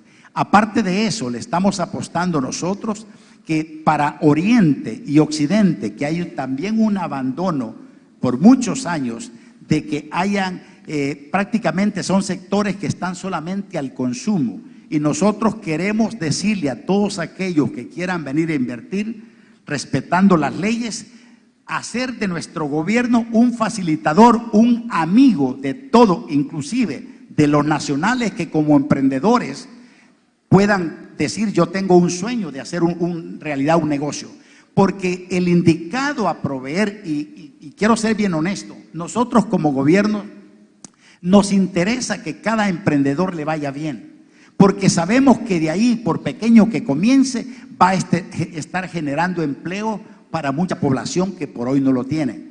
También en la parte de digamos, inversión internacional, estamos buscando ya gente que le interese a venirse a esos sectores donde estamos mencionando, y que el gobierno, y en esta parte mi gobierno y los ministros acorde, van a estar atentos para dar apoyo a todo aquel que quiera venir a invertir, toda vez y cuando esté dentro de la ley. Esa posición estaría, pero que sientan ellos que hay un gobierno amigo, porque quiero mencionarles a ustedes, yo me he encontrado con muchos empresarios hoy en tiempo y me dicen, es que como que si somos enemigos del gobierno, me ponen una burocracia que yo estoy abatido. Si me contaba un caso de una persona que estaba abriendo un hotel, me dice, yo tengo tantos años de estar en esta parte, pero hay tanta burocracia, y voy a decirlo textual lo que me dijo este dueño de negocio. Yo no sé si la presión de obstruirme a darme el permiso de ocupación es para que yo ofrezca plata o haga algo, pero yo no lo voy a hacer. Y esa parte lo he escuchado de muchos, y quizás como empresario le hable también. Yo he vivido esas situaciones. Nosotros como gobierno estaremos en primer lugar dando una facilidad para que al máximo de 2 horas aquel que quiera registrar su empresa lo pueda hacer, y después estar en la facilidad que dará el gobierno, entrar juntamente con los empresarios, quizás facilitarles para que nuestro país entre a ser competitivo mundialmente. Ya, pero digamos que a partir de su intervención los empresarios pueden tener certezas, pero ¿y la gente? Es decir, la pregunta que yo le planteé es, ¿cómo la gente puede tener certeza que esas prioridades que ustedes han dicho que van a tener con la gente en educación, etcétera, se va a reflejar en el presupuesto del Estado? Sí, vamos con Roberto. Sí, por favor. Bueno, de hecho estamos haciendo una revisión exhaustiva del presupuesto, porque lo que hemos encontrado, y bueno, nos va a tocar gobernar con un presupuesto aprobado, con el que actualmente se está trabajando, pero al llegar nosotros, lo que estamos, con lo que nos comprometemos es a revisar esas partidas donde hemos identificado una gran cantidad de despilfarro, ¿verdad? Donde hemos encontrado también, y eso no lo decimos nosotros, lo dice la gente que está dentro, hay una gran cantidad de activistas trabajando en el gobierno, y eso se resuelve con una reforma a la función pública, ¿verdad? Que esa la vamos a promover. Pero una vez que tengamos disponibilidad de recursos, obviamente eso tiene que ir a reorientarse hacia esas prioridades. Nosotros tenemos unos estudios que te dicen que fácilmente, mediante la eficiencia en las compras, la factura electrónica, la estandarización de los salarios, etcétera, podemos encontrar fácilmente 1.300 millones de dólares. ¿Que sirven para qué? Para invertir en medio ambiente, en educación, ¿verdad? Y en el fortalecimiento institucional también, ¿verdad? Para poder realmente empezar a tener las instituciones que estén al servicio de la gente. Ahora, aprovechando tu trayectoria profesional y también preocupaciones que has manifestado en ciertos medios de comunicación en relación al desarrollo a escala local, sí, a escala municipal. Desde el cargo al que aspiran, y específicamente en tu caso, por tu área de formación y de trabajo, ¿cómo podrían desde el Ejecutivo enlazar la presencia estatal a ese nivel? ¿Cómo qué propuestas se pueden? Sí, definitivamente nosotros estamos promoviendo una modernización del Estado que incluye, entre otras cosas, la desconcentración, ¿verdad? Acercar el Estado central a el territorio, pero también la descentralización de determinados servicios que por la naturaleza del gobierno local está mucho mejor preparado y más apto para prestarlo. Por otro lado, nosotros tenemos claro que el financiamiento del desarrollo local, que hoy básicamente se hace a través de algunos tributos, pero también del FODES, tenemos que empezar a revisarlo para que, una vez establecidas unas competencias claras, podamos empezar a abordar todos los temas que son comunes para los territorios, pero potenciando aquellas donde los territorios pueden dar un mejor desempeño. Muy bien, gracias Zaira, gracias Roberto, gracias Josué. Pasamos entonces a la fase de las preguntas formuladas por ustedes. La metodología es que vamos a leer las interrogantes formuladas por el público y la comunidad universitaria. Estas se han agrupado en temas afines y va a leer Fátima la primera pregunta elaborada por el Consejo Estudiantil de la UCA. Gracias, Carlos.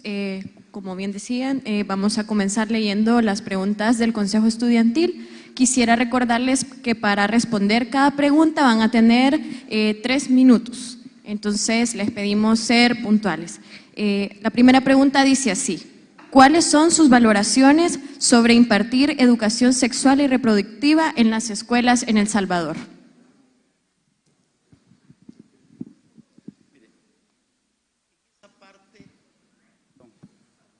Nosotros estamos bien claros. Creemos que el mejor educador por los intereses que hay dentro familiar, pienso que los padres son los indicados a que puedan preparar y educar a sus hijos en esa parte de lo sexual.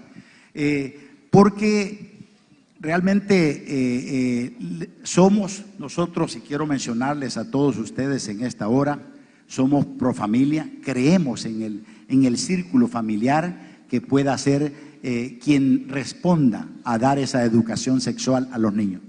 ¿Y qué pasa cuando los padres no están capacitados para dar este tipo de formación?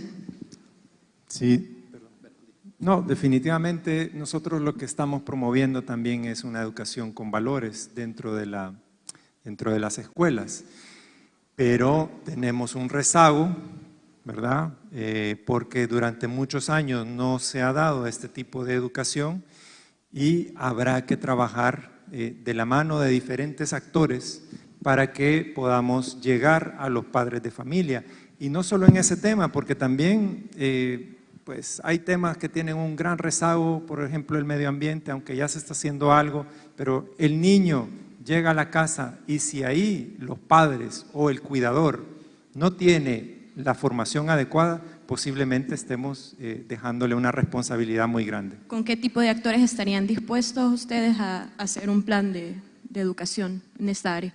Sí, bueno, yo creo que los actores más cercanos a la familia tenemos varios, ¿verdad? Entre ellos la iglesia, ¿verdad? Tenemos ONGs que están desarrollando un gran trabajo a nivel territorial y que tienen mucho conocimiento de cómo poder educar a un público que ya no es pues, tan joven, ¿verdad? Sino que pues, necesita otra metodología. Bien, la siguiente pregunta formulada por el Consejo Estudiantil.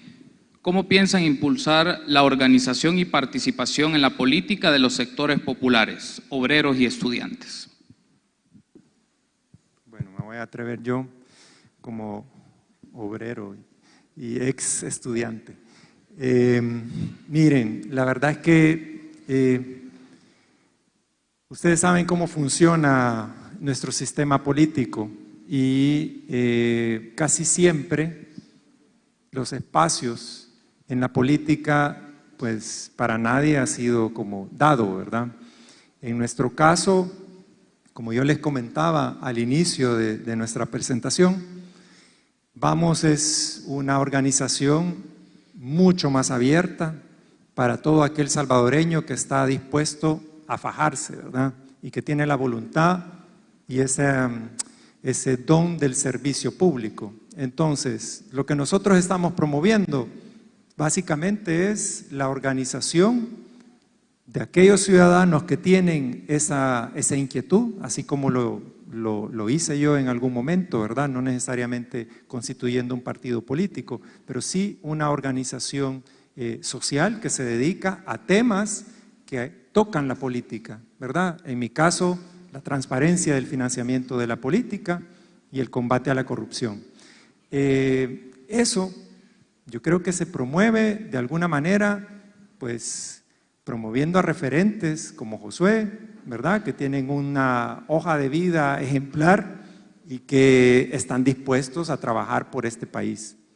Entonces, Roberto, ¿se entiende que buscarían acercarse a ciertos perfiles obreros, estudiantiles que podrían potenciar? Y eso puede dar la pauta, por ejemplo, ¿han pensado ya en algunos de estos perfiles para el gabinete? Sí, mire, para nosotros en Vamos y en esa parte, a diferencia de todos los partidos políticos, no tenemos compromiso con poder económico, no tenemos compromiso con poder político, sino que estamos interesados a encontrarlos con académicos, profesionales, obreros que tengan el don de servicio y que quieran sumarse en esta causa. Porque yo les voy a decir a ustedes que están acá, jóvenes que ya están por salir o quizás deseen participar en política, Vamos nace para marcar una diferencia en la clase política y dar espacios a aquellos buenos salvadoreños que tengan un deseo de servicio y de cambiar las cosas en nuestro país. Así que en esa parte no tenga pena, acérquese a nosotros. Aquí no estamos que ideología o lo otro, tiene que ser prueba honesta de principios y valores y que le importen nuestros hermanos salvadoreños, y así puede ser parte de Vamos. Ok, gracias. La siguiente pregunta está dirigida específicamente a Josué y dice así: ¿qué propuesta tiene para la reinserción laboral de expandilleros? Mire, ese campo, yo quiero mencionarle a ustedes, quizás haya muchos que piensen que no es posible, pero sí quiero decirles que es posible. La actividad que llevamos haciendo desde el 2009 nos ha permitido reinsertar 650 jóvenes que han pasado por todos los procesos y que ahora ya están con familia, están trabajando en empresa y muchos de esos trabajando en beneficio o por restaurar a muchos de estos jóvenes.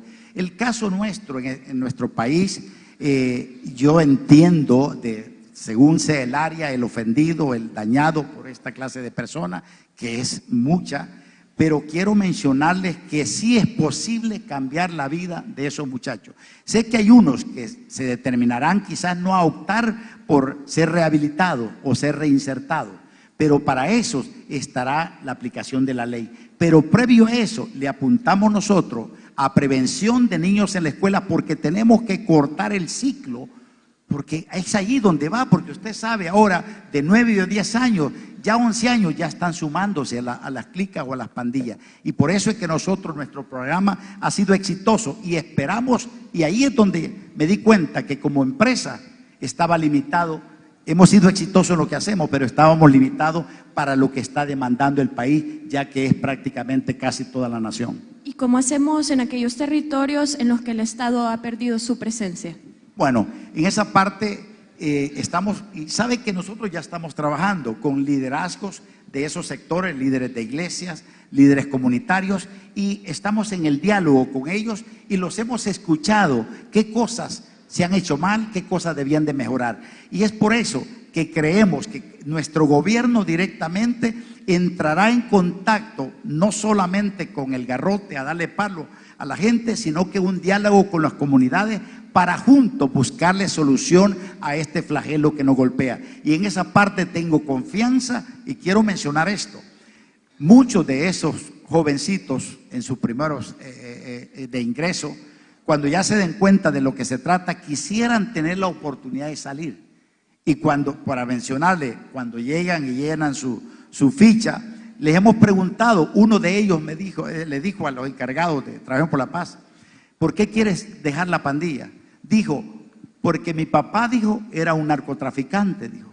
Yo soy un extorsionista y tengo un hijo de 1 año y medio que no quiero que siga estos pasos. Esa gente hay que brindar espacio para rehabilitarlo, reinsertarlo y que podamos ir ganando la batalla de la violencia que tiene nuestro país. Ok, siguiente pregunta, dirigida a Josué Alvarado. En este próximo gobierno será la revisión del salario mínimo. ¿Cuánto es el monto que le aumentaría el salario mínimo? Mire, cuando me hablan de salario mínimo, a mí no me suena bien y le voy a decir por qué. ¿Por qué es tan escaso para nuestros hermanos salvadoreños estar con ese salario mínimo? Yo sé que eso tiene hay otros componentes que tenemos que ver y trabajar. Por ejemplo, ahora mismo las empresas tienen un alto porcentaje de gasto que no se lo pueden dar de valor agregado a los productos, lo que es la inseguridad. El Estado tiene el derecho y el deber de generar o dar la seguridad a ello. Pero por otra parte, por eso es que también le estamos apuntando a lo que es educación, porque queremos tener jóvenes que cuando salgan preparados para no ir a buscar un salario mínimo, sino que podamos tenerlos con mejores beneficios. Porque yo quiero mencionarles sobre este tema. Quizás la relación, usted me pueda decir, aquel es el país del norte, y tenga razón, pero yo quiero mencionarle algo.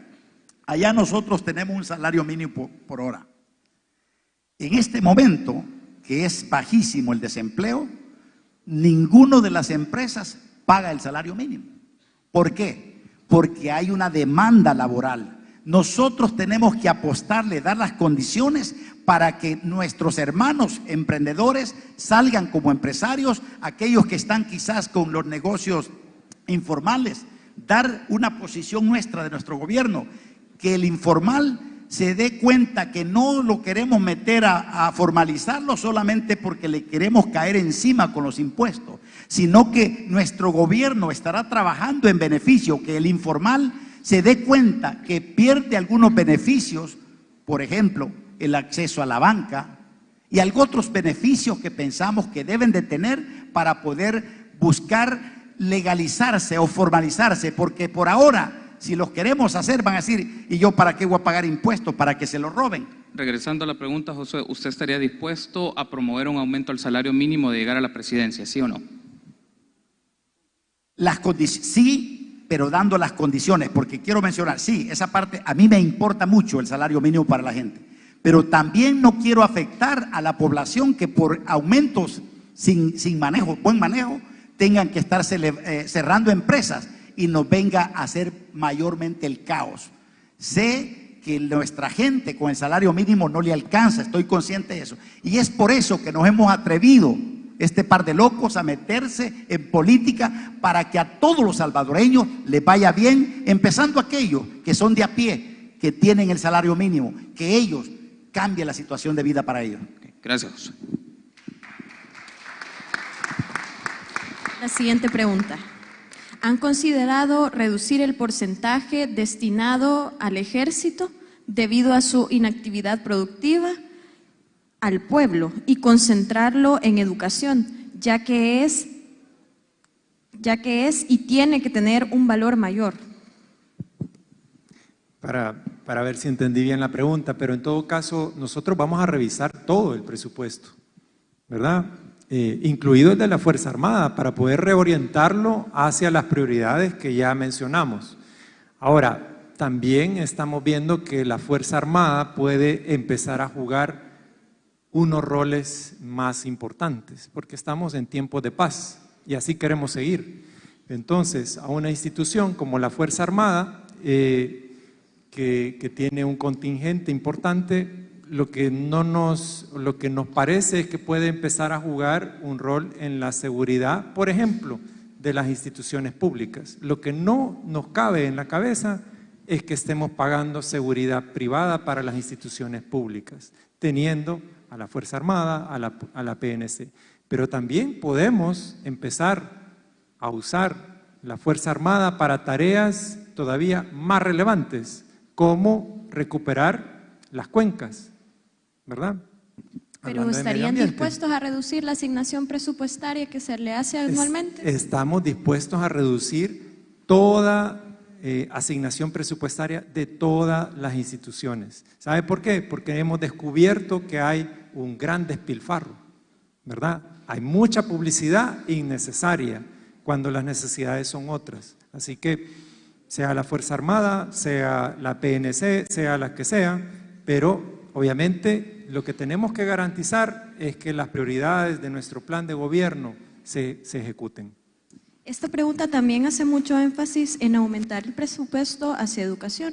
¿Ustedes han considerado destinar un porcentaje más amplio del PIB del que se destina actualmente?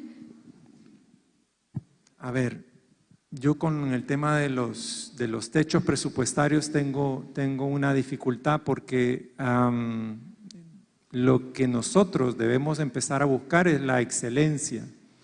Y eso no necesariamente tiene que ver con más recursos.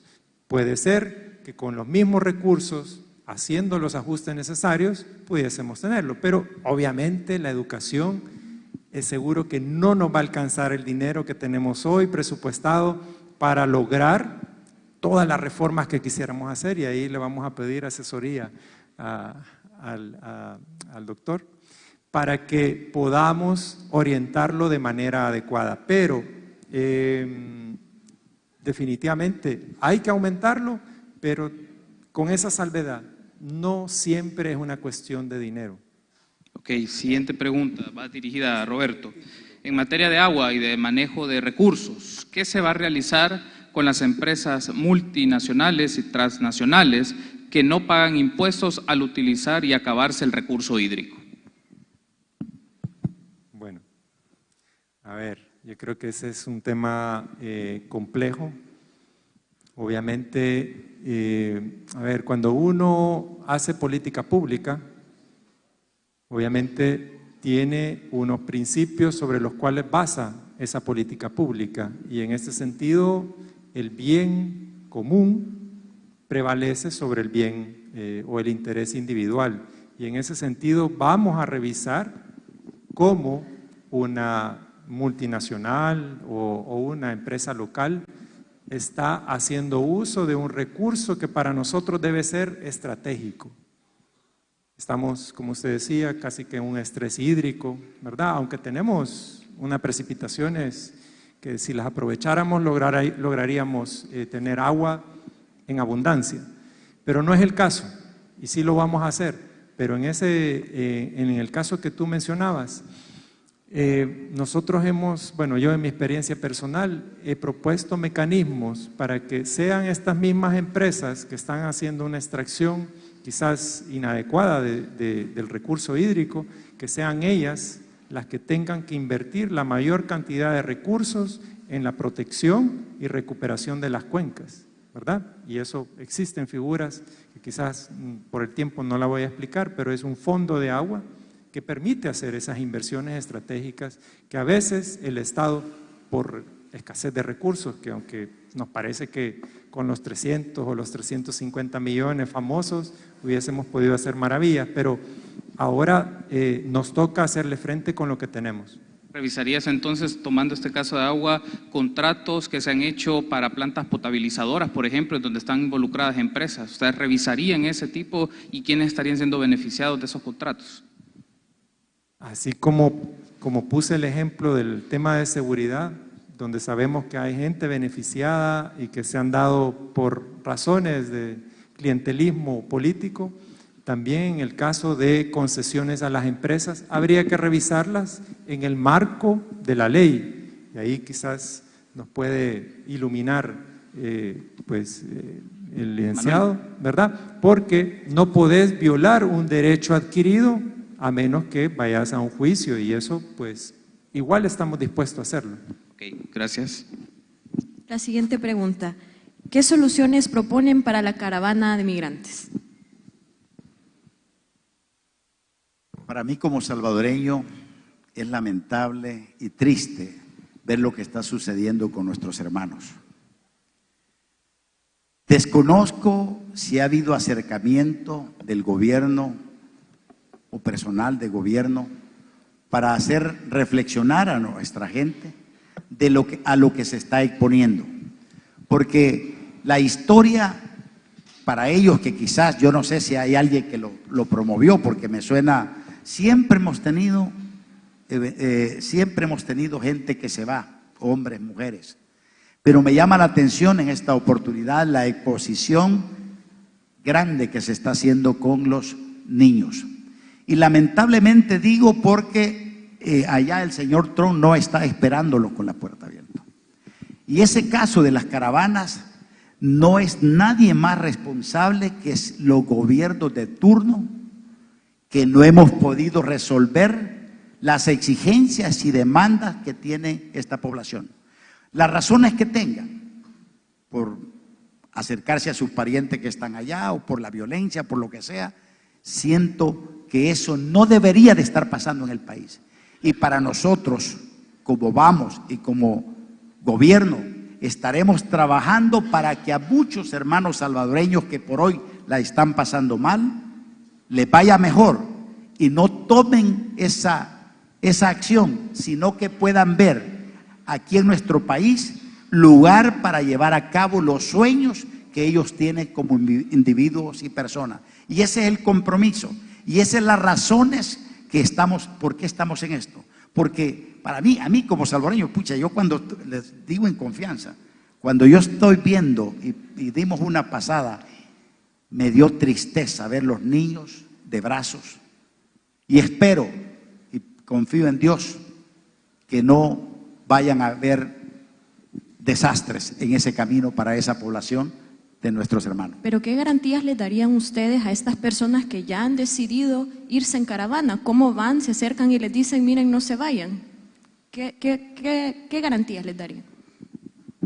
Yo quiero decirle, siempre se han ido, salvadoreños se han estado yendo, pero en la forma ahora de llevar niños, no, me suena a mí, yo no voy a entrar en ese detalle, pero como que si hubieran algunas logísticas, no sé, serán los coyotes o alguien que han emprendido a hacerse coyote, pero veo que hay algo más, no es solo, porque problemas hemos tenido, pero que ahora se esté dando en esta forma masiva, y lo vemos en Honduras, y viene acá, para mí me deja preguntas, ¿por qué si ya rato estamos mal y por qué ahora está brotando esto?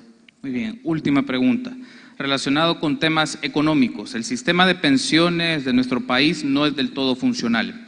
¿Qué consideran que debe cambiarse o de qué forma se podría fortalecer el sistema de pensiones? Sí, bueno, todos sabemos que hubo una reforma reciente, pero en el fondo lo que siempre hemos criticado a una reforma de pensiones es que no ha tenido en el centro de la discusión la dignidad de esa pensión. No es posible que un salvadoreño que se jubile pueda sobrevivir con $200, ¿verdad? Unos más, otros menos, pero digamos para poner casos concretos. Nosotros lo que estamos viendo es, y ojalá para no tener una discusión cada 3 años de reformas o de parches que se han venido poniendo, es que tenemos que verlo de manera más amplia. Y verlo de manera más amplia quiere decir empezar a hacer la inversión adecuada, no hasta que ya te está jubilando. Eso tiene que ver con programas sociales, educación, salud también, porque todo programa social de nuestro gobierno tiene la finalidad de insertar a todo salvadoreño en un mercado laboral formal, ¿verdad? Entonces, por ahí lo que tenemos es un objetivo claro, que es hacer sustentable el sistema de pensiones. Y otra cosa es que en una economía libre de mercado como la que tenemos nosotros, tenemos que dar muchas más opciones que permitan invertir esos recursos, que no son pocos, ¿verdad?, en fondos de inversión, ¿verdad? Incluso un depósito a plazo te da mucho más rentabilidad que lo que ahora está dando la pensión. En ese caso, Roberto, entendería que ustedes promoverían de que existan otros agentes económicos, o sea, privados en el esquema del sistema de pensiones, no solamente las que están actualmente. Pueden ser privados y hasta público, ¿verdad? Si es competitivo, podría hacerlo. Ahora, el mercado es el que te dice hasta dónde puede llegar el Estado con una AFP pública, por ejemplo. Pero también a otros operadores que por lo general son privados. Perfecto. Gracias, Roberto.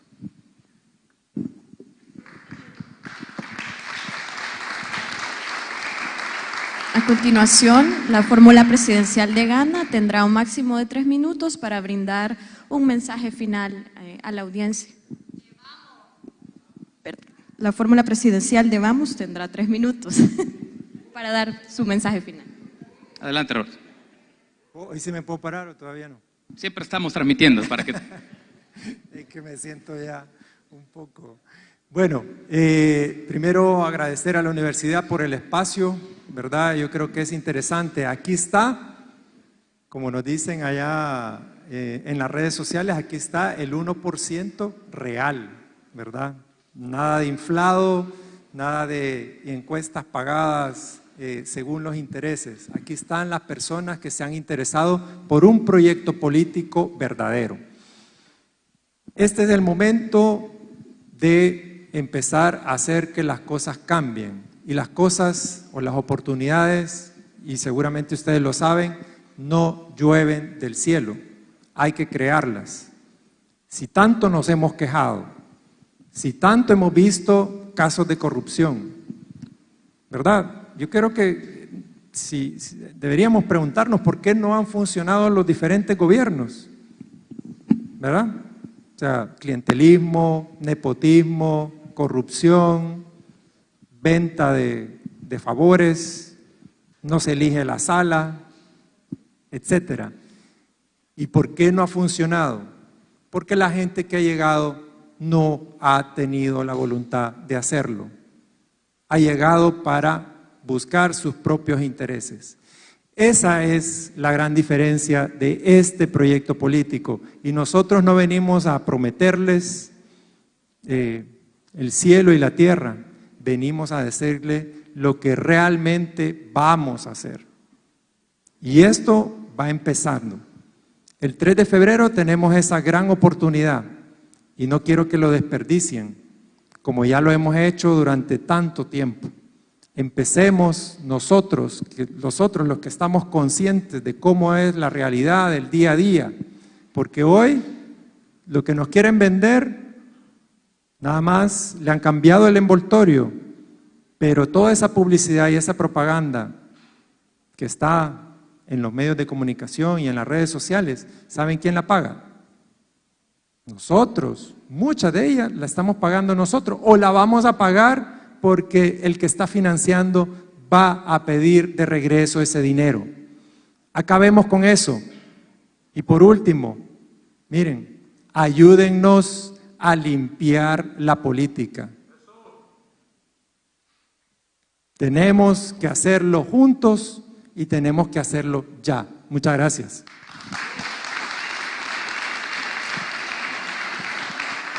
Cerramos entonces, 3 minutos, Josué. Quiero agradecer al rector y a todos los participantes de este panel y a ustedes por haberse tomado este tiempo de escucharnos. Nosotros estamos aquí no porque seamos políticos, sino que estamos porque como el pueblo, igual al pueblo, ya cansados, yo quiero decirles a todos ustedes, en este esfuerzo y en esta gran hazaña, no estuviéramos involucrados si nuestra clase política hubiese hecho las cosas bien, que no nos hubiese mentido, que no nos hubiese engañado y que no nos hubiese robado. Yo estuviera en la casita quizás disfrutando mis nietos allá en Estados Unidos, pero se necesitó de valentía de este par de locos para emprender esta hazaña, que si el pueblo salvadoreño quiere terminar y decirle adiós a toda esa clase política, hoy es la oportunidad, porque una de las cosas que quiero dejar bien en claro en cada uno de ustedes, no hemos hecho esto de vamos ni buscar la presidencia interesados en un beneficio personal o por alguna cúpula de poder. Hasta día de hoy tenemos la libertad y el compromiso con Dios primeramente y con todos los salvadoreños que la están pasando mal. No tenemos compromiso con nadie y es por eso que nos da la libertad de hacer las cosas que realmente van a beneficiar a nuestros hermanos salvadoreños. Yo en esta oportunidad, yo quiero decirle, no estamos en esto porque no nos haya ido bien en la vida. Yo no estoy en esto porque esté buscando poder o buscando dinero. Para mí estuviera perdiendo el tiempo haciendo este esfuerzo que es de alto consumo económico y aparte de gastante físico. Pero me siento contento y apasionado de hacer de lo que estamos haciendo y tomo más fuerza cuando voy a esos cantones y a esos lugares donde hay miseria, hay hambre y lamentablemente son pocos que están interesados en cambiarle la historia a esta gente. Un día nos dijeron que los vamos a sacar de pobreza, pero sí es real que los únicos que han salido de la pobreza son los círculos cercanos al poder político que está haciendo la suya. Pero somos responsables nosotros de salvadoreños. Yo quiero mencionarle, cualquiera que sea el resultado, yo voy a tener paz porque hice como salvadoreño y hemos hecho como salvadoreños lo que teníamos que hacer. Si lo único que hacemos es un llamado, que más locos se nos sumen a este proyecto de Vamos. Gracias, gracias Josué, gracias Roberto, agradecemos a la fórmula presidencial de Vamos, a nuestros panelistas. Fátima, ha sido un gusto, a ustedes también y a las personas que nos han sintonizado a través de la transmisión de Facebook Live. Buenas noches y le invitamos la próxima semana a los últimos conversatorios. Buenas noches.